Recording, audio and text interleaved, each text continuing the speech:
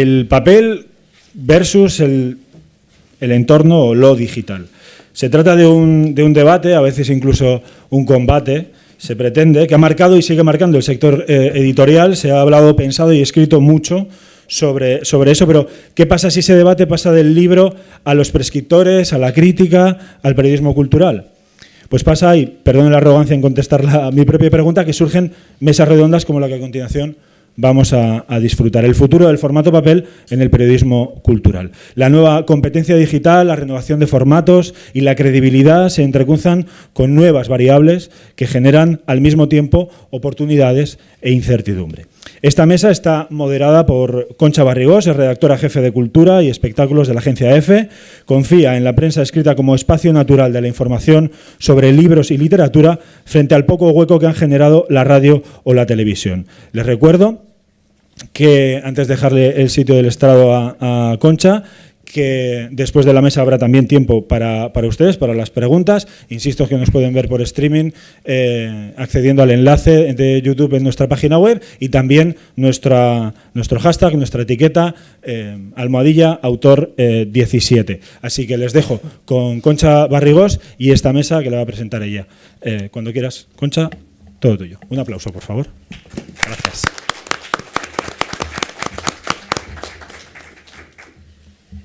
Hola, muchísimas gracias por habernos invitado a la Asociación de Escritores de Euskadi. Ya se han ido, pero gracias al Gobierno vasco por correr con la fiesta. Gracias a todos los que estáis aquí, esfuerzo heroico.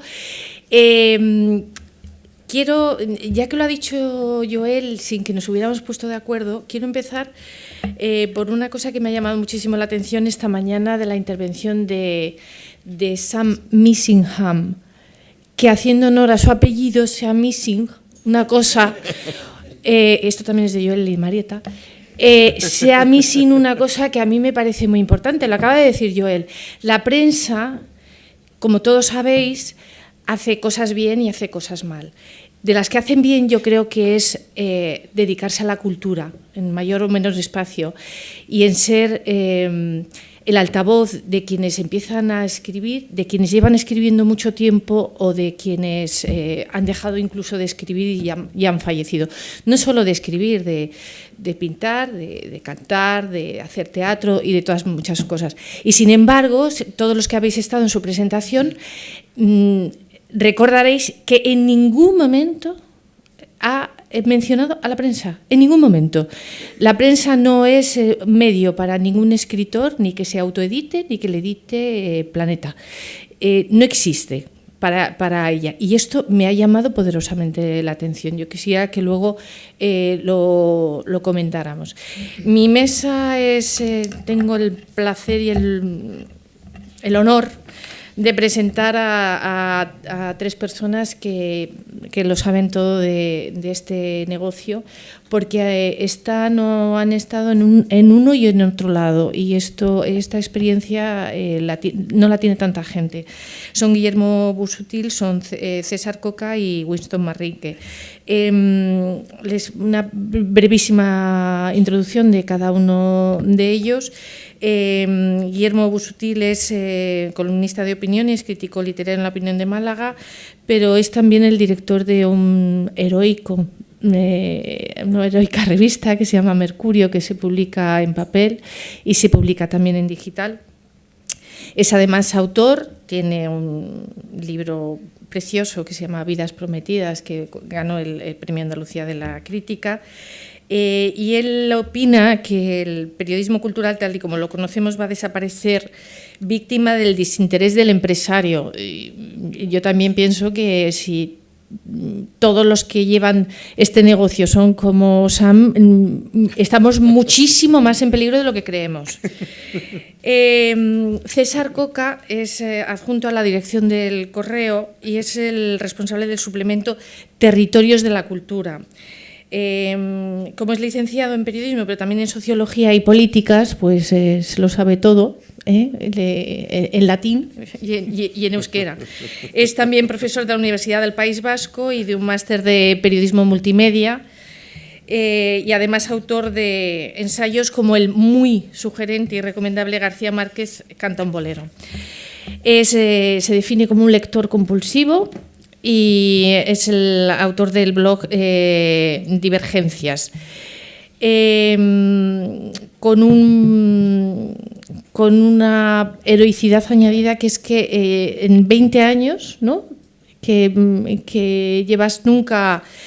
Este blog lleva 20 años en la sección de cultura, perdón, pero el blog de Divergencias hace recomendación literaria cada semana, sin festivos ni vacaciones. Bien. Y Winston Manrique, colombiano de origen, que tenemos el gusto de que esté aquí por más de 20 años, según creo, ha estado muchos años trabajando, 19 según creo, en el país, ha hecho todo lo que hay que hacer sobre libros en el periódico y decidió, por razones que él solo sabe, que quería pasarse al lado oscuro de ser empresario y de tener... y es el fundador y director de W Magazine y también está en el territorio electrónico. Decid cada uno lo que queráis brevemente, si os parece, de la intervención que queréis, pero también me gustaría que ya del tirón contestaréis la pregunta de si el periodismo cultural escrito tal y como lo conocemos en septiembre de 2017 continuará como tal, sí, no, así no va a ser, o no lo va a hacer de ninguna manera, que son las posibilidades que se me ocurren. Pues tienes la bueno, palabra. si empezamos por cómo tú has hecho tu estupenda presentación, Concha, lo primero, muchas gracias por haberme invitado a estar aquí, tanto por las cosas tan interesantes que se están diciendo, pues como por los compañeros, ¿no?, a los que conozco y a los que no conocía, y he tenido el gusto el placer de conocer tanto del mundo editorial como del mundo de las revistas culturales, ¿no? Lo curioso es que en esta mesa estamos tres tipos diferentes de representación de periodismo cultural, es decir, un periodista cultural que se ha convertido en editor, que era un poco la idea que lanzaba San, ¿no?, empresario de sí mismo, ¿no? Tú bueno, te lo guisas, tú te lo comes. Empresario suena como una cosa... Bueno, pero es un producto, tú eres el que cocinas. César, que es yo creo que es el único que queda, ¿no?, el suplemento literario de la resistencia, ¿no?, que ha sido siempre la labor tradicional de los periódicos y que cada vez han ido suprimiendo más del mercado periodístico, y Mercurio, que es una revista que edita la Fundación Lara, por suerte, porque me tengo que preocupar menos del tema de balance de cuentas y de la publicidad y de los ingresos, porque además es una revista gratuita. Yo creo que aquí se habla mucho de soportes y yo la verdad es que creo que frente a lo digital y el papel, creo que el papel va a seguir sobreviviendo durante un largo tiempo. De hecho, hay estudios ya donde se han demostrado que no han crecido mucho más el lector en los periódicos con ediciones digitales con respecto al papel. El papel lo que sí requiere es una vuelta de análisis. Y lo que no puede hacer el papel, lo hablaba ayer con Joel, lo que no puede hacer el periodismo de papel es decir en el día de ayer. Es contarme la noticia que ayer me contó la radio, que la televisión me la dio en imágenes, me la tiene que dar en análisis en profundidad, que es lo que no me va a dar la radio y lo que no me va a dar la televisión. Eso en Norteamérica ya se está haciendo y aquí todavía no llega. Aquí todo llega tarde y mal, y sobre todo llega por Europa, ¿no?, como el AEGB o el BUS, todos esos sistemas de educación que fracasaban en Europa y que aquí, pese a haber fracasado, se implementaban, ¿no? Pero yo creo que el papel va a sobrevivir, porque el soporte real que nos va a dar supervivencia al periodismo cultural o literario o a la crítica de cine, de arte, de danza, etcétera, para mí el soporte es el lenguaje, que es lo que ha perdido el periodismo en general, no solamente cultural, en los últimos años. Se ha deteriorado mucho por el desinterés de las empresas de tener periodistas que escriban bien, que cuenten la noticia, que se preocupen de salir a la calle. Algo que se sigue, César lo sabe mejor que yo, algo que se sigue haciendo en provincias. Los periodistas suelen, no siempre, pero salen más a la calle que en Madrid. En Madrid se funciona más por agencias, por el menú de ruedas de prensa, donde además cada vez se pueden hacer menos preguntas. Entonces yo creo que si un medio de comunicación, una revista, un periódico, un suplemento literario le transmite a los lectores un buen lenguaje, credibilidad y pasión en aquello que se analiza o que se cuenta, va a tener futuro.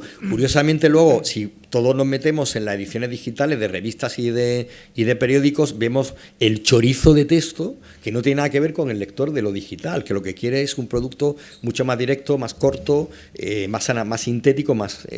por ejemplo, yo a veces cuando escribo para El País me piden un artículo de fondo y me piden no sé cuántas palabras que suelen ser la mitad para papel y el triple para la edición digital. ¿Puedo hacer Sí. una cuña publicitaria? Sí. Esto último que acabas de decir, de que los lectores, depende de qué sección y depende sobre todo de qué sección. Sí. Porque los lectores, y lo digo por experiencia propia, tanto en el periódico como en el apartado de libros, los periódicos en general, la permanencia en los textos no llega a lo mejor a un minuto porque todos están pendientes del pincha-pincha. Pero en las secciones de cultura esa permanencia aumenta y puede llegar al minuto y medio o 2 minutos, que ya es un éxito.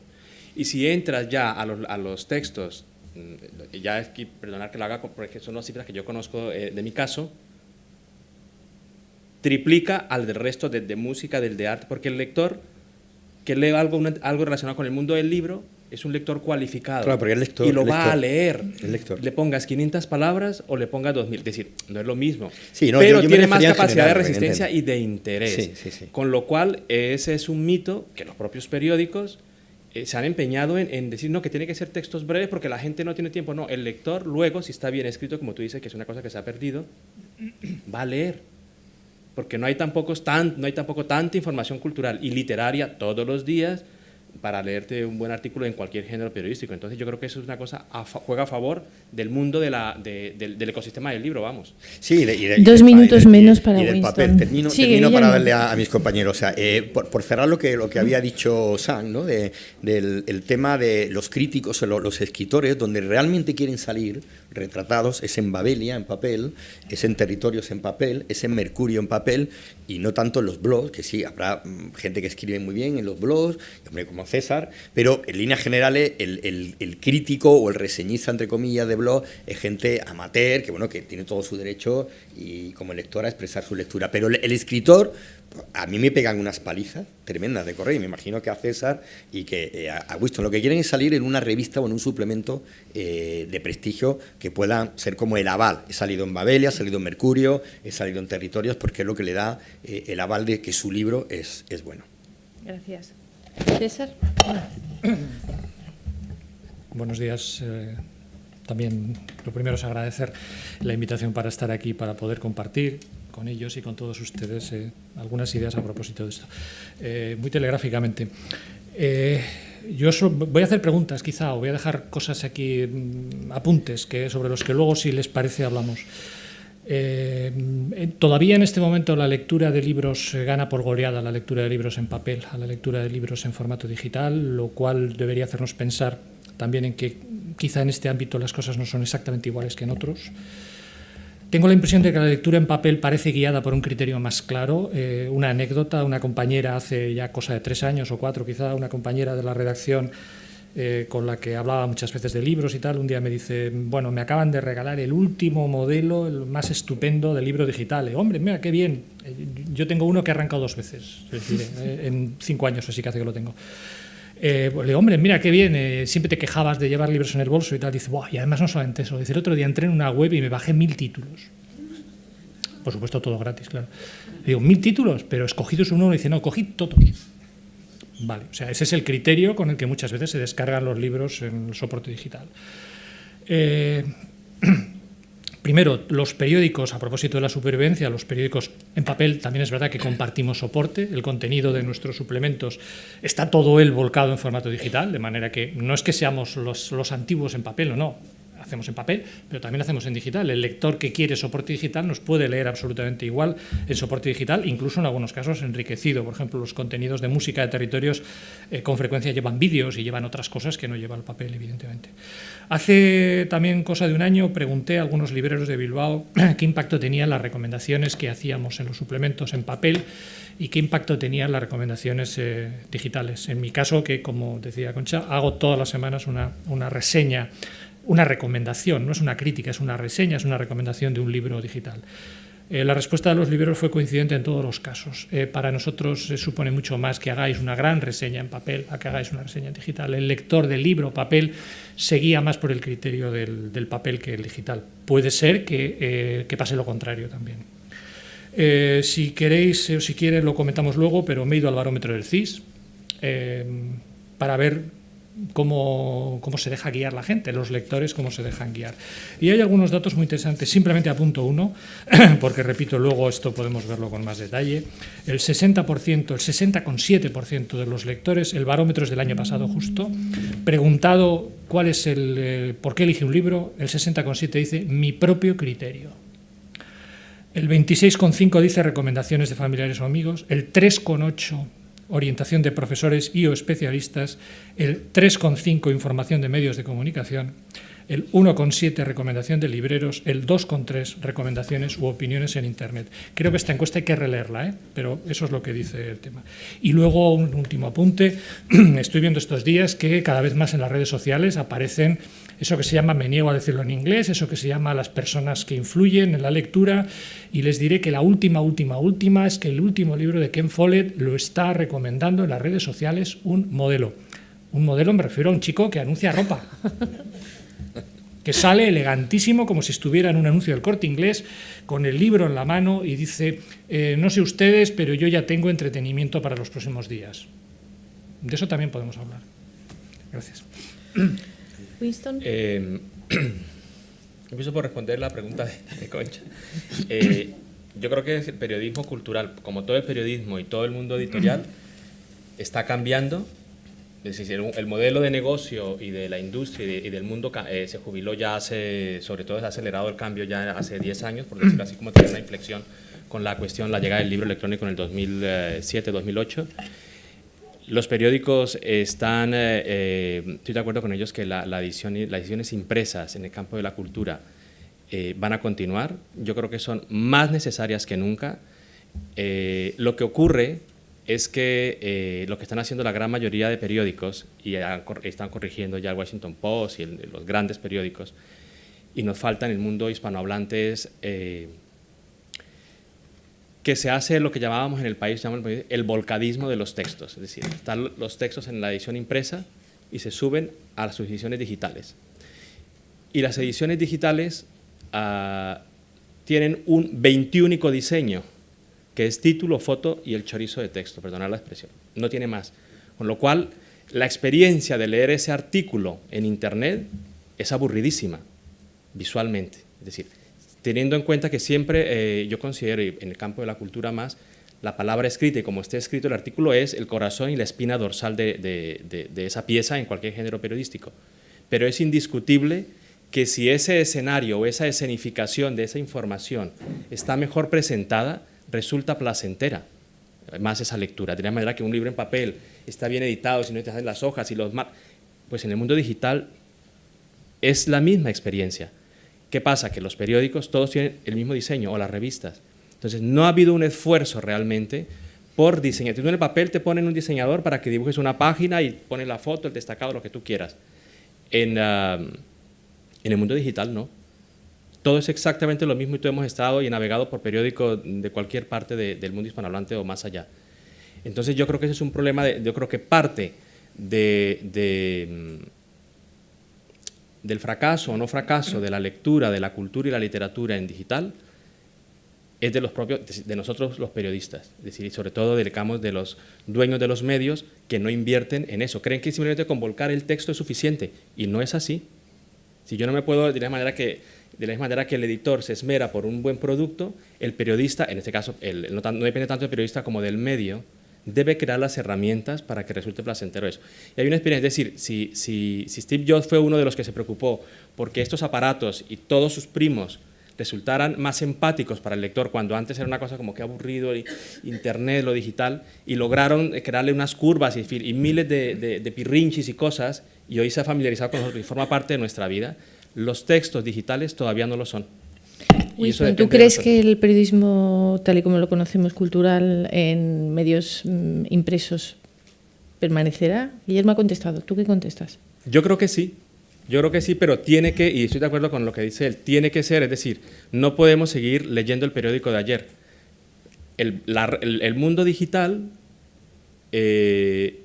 a mí me gusta mucho, con todos los fallos que tenga, pero debe obligar a hacerse el mejor periodismo. Es decir, los temas propios que han existido toda la vida, Guillermo y César, es decir, los temas propios, todos los periódicos, yo trabajaba en El Espectador y luego llegaba a Babel, entonces, aquí en España. Normalmente los periódicos llegaron a un momento en que estaban tranquilos como las editoriales. El negocio va bien, se venden libros, se venden periódicos y no había ningún esfuerzo por conectar con los nuevos cambios del periodo de entre siglos, con lo cual nos cogió a todos un poco así. ¿Y qué ha pasado? Que se tiraba mucho de agenda, los temas propios y tal. Entonces yo les decía que era una política que teníamos en El Espectador y costaba llevarla. Es decir, para la edición dominical, todo el mundo piensa, la edición dominical hay que poner todo. Y de lunes a sábado, mercadillos, vamos. Es decir, mejorar los contenidos Claro. propios. César, ¿tú qué piensas? Porque tú no has dicho nada de esto. Cierro, todos los días deben ser domingo. ¿Qué piensas tú, César? Yo es que creo que, que los que nos dedicamos al periodismo cultural lo tenemos, y estoy completamente de acuerdo con lo que han dicho ellos, que no podemos depender de la agenda y no podemos dar las mismas cosas que han dado los demás el día antes, ¿no? La televisión y la radio. Pero es que creo que los del periodismo cultural lo tenemos más fácil. Porque en el periodismo cultural sí que la noticia como tal tiene un valor escaso. Le han dado el Nobel a no sé quién. Se ha muerto el escritor no sé cuántos. Bueno, es decir, lo que tiene valor es por qué le han dado el Nobel a esta persona, cuál es su trayectoria, cuál es su obra, cuando se ha muerto alguien, qué hizo, por qué fue importante, qué cambió, qué agitó, qué aguas culturales agitó, qué herencia deja, cuáles son las influencias que ha dejado, cuál es la escuela que ha dejado. Entonces, en el periodismo cultural nos dedicamos a hacer eso. Los suplementos, evidentemente, los suplementos no hay noticias, no hay ninguna noticia, con lo cual los suplementos todos son reportajes, entrevistas, críticas, bueno, con lo cual lo tenemos más fácil en ese sentido. Es verdad que las secciones de cultura de diario sí, a veces lógicamente tienen noticias, ¿no? Pero que hace tiempo ya que el tratamiento, por lo menos de los temas importantes, del tema que abre la sección, el tratamiento es un tratamiento absolutamente de reportaje. Es verdad que todavía siguen publicándose columnitas, medias columnas, recuadritos en los que se dice eso. No, pues el premio Ciudad de Albacete lo ha ganado no sé quién con una novela que trata de la guerra civil y es la quinta de su autor, punto, ya. Bueno, pero es un texto así. Pero es un texto así. ¿Y entonces qué os dejan a vosotros, Guillermo? Bueno, pues mira, nosotros con lo que estamos diciendo, en Mercurio, por ejemplo, intentamos dos cosas. Una, que hay una plasticidad también en el que algo que se ha perdido, ¿no? Antes se preocupaba, yo me acuerdo cuando nacieron en España los suplementos... Nacieron en España los suplementos literarios, ¿no? Por ejemplo, yo tengo guardado casi todos los primeros ABC de cuando yo era un chaval, antes de ir a la universidad, porque me gustaba incluso cómo estaban editados, ¿no? Aquellas portadas dibujadas a mano, plumilla, ¿no? Entonces, en Mercurio buscamos, por un lado, la plasticidad, que el producto sea plástico, atractivo. Buscamos adelantarnos. Por ejemplo, en el 2014, nosotros sabíamos que, pensábamos, ¿no? Dijimos, casi todo el mundo va a abrir el año con la guerra, el centenario de la Primera Guerra Mundial, ¿no? Y yo decidí, pues nosotros vamos a abrir el año hablando de la generación del 14, que es una generación fantástica, la generación de los científicos españoles, que además está como olvidada en este país. Y efectivamente casi todo el mundo en el 2014, suplementos, revistas, tocaron el tema de la Primera Guerra Mundial y casi nadie tocó, o tocó muy tangencialmente, el tema de la generación del 14.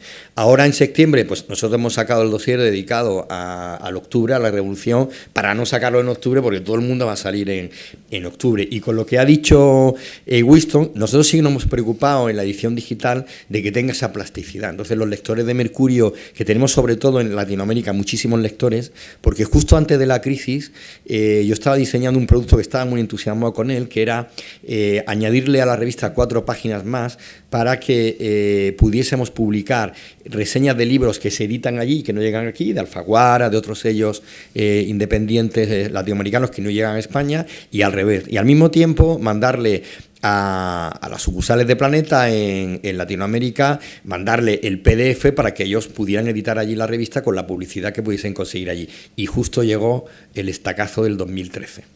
Que no solamente se llevó ese sueño, sino que, bueno, pues tuvimos que bajar la tirada de 45.000 ejemplares a 25.000, bajar los sueldos, despedir gente, etcétera. Pero sí que mantuvimos, a mí eso me sirve para decir, bueno, pues ese esfuerzo lo vamos a llevar a que, como en Latinoamérica hay muchas descargas de la revista, vamos a darle ese contenido plástico. Entonces tú, Mercurio, en la versión web, tú puedes leer, te puedes bajar el PDF, puedes consultar la hemeroteca, puedes leerlo pinchando y abriendo la página, incluso puedes leerlo como hay una aplicación que puedes leerlo como una revista normal, pasando la página en pantalla, que son maneras de darle otro tipo de oferta al lector y que no sea, como dice Winston, la típica edición online, que es, bueno, que es volcar el texto y ya está, ¿no? Como supongo que os vigiláis, ¿tú qué ¿Qué ofreces?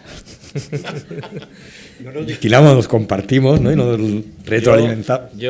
Es que yo como tengo un pie en lo analógico y en lo digital, cuando estaba en Babelia ya en el 2008 empezamos con el blog Papeles Perdidos para tratar de convertir, es decir, dinamitamos un poco los decálogos que salían por todas partes. Un blog debe ser esto. Y mentira, pues es que en el mundo digital la gracia es que tú puedes hacer lo que quieras mientras esté bien hecho. Como un libro, tú puedes escribir lo que quieras mientras esté bien escrito y no sea aburrido. Entonces, eso se logró mucho, por ejemplo, con el blog para llegar a América Latina, es decir, conquistar más Babelia en el continente latinoamericano.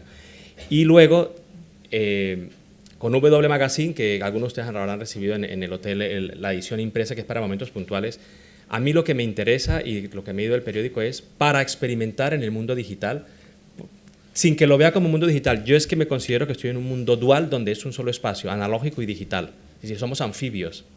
Lo éramos y ahora somos anfibios en la Tierra y en el ciberespacio. Y para mí es un único espacio, lo que decía César, Guillermo.